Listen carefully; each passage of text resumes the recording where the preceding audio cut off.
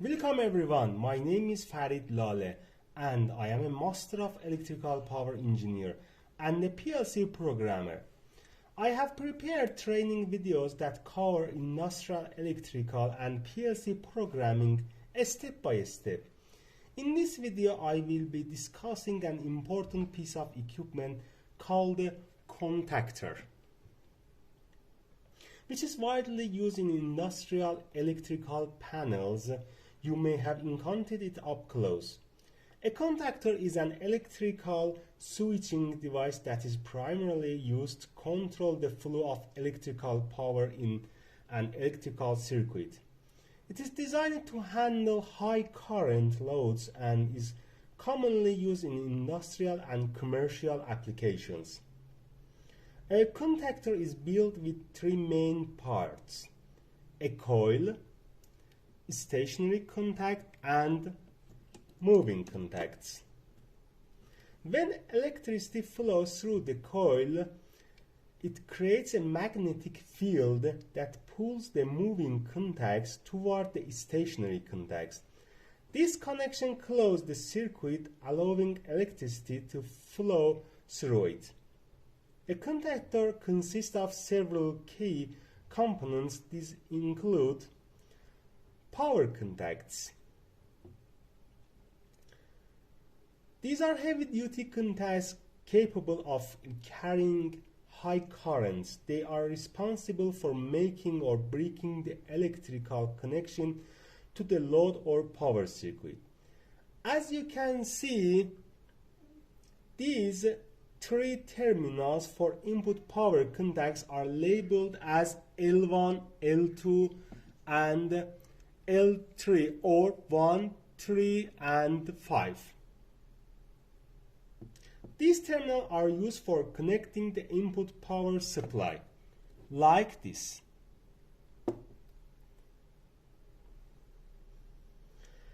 On the other hand, here, the output power contact terminals are labeled as T1, T2, and T3, or 2, 4, and 6. These terminals are used for connecting the output power to the load or other devices.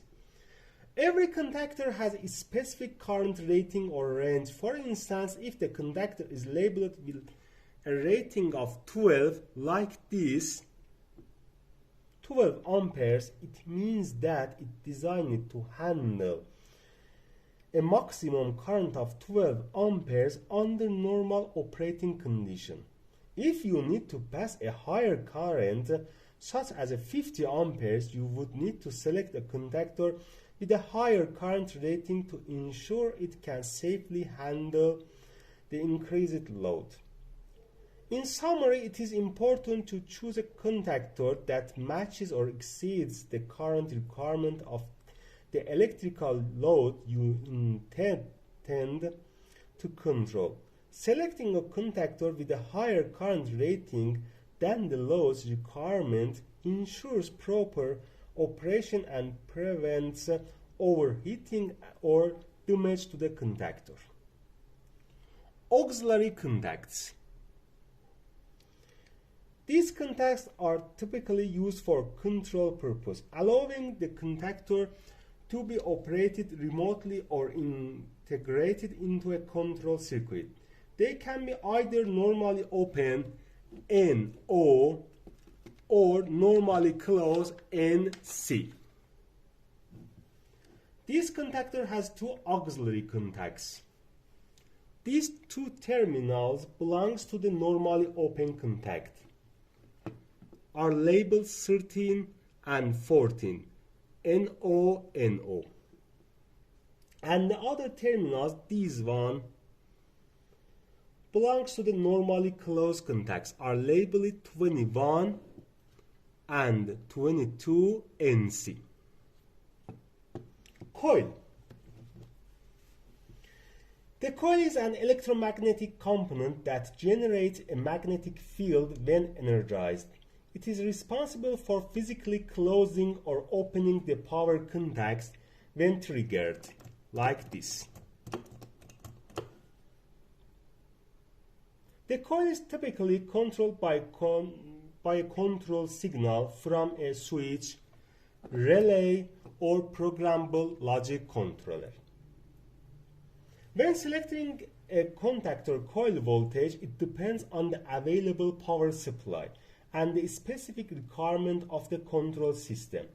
Determine the available power supply in your system. If you have a 220 volt or 110 volt AC power source, you can select the contactor with the coil voltage that matches the available AC voltage.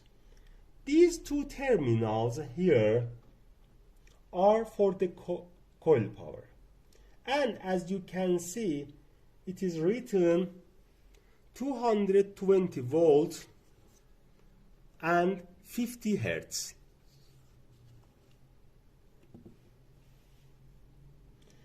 Please be cautious. You cannot directly connect this contactor to the PLC.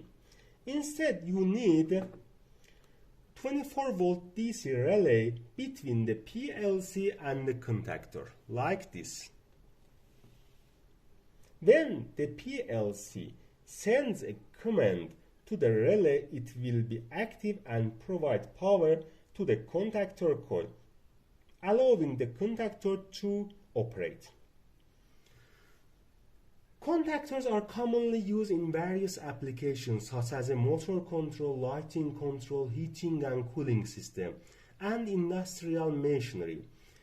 They provide a reliable and efficient means of controlling electrical power, offering features such as a high switching capacity, long electrical endurance, and the ability to handle frequent operation. It's important to note that the specific design of features of contactors can vary depending on their intended application and the electrical system requirements.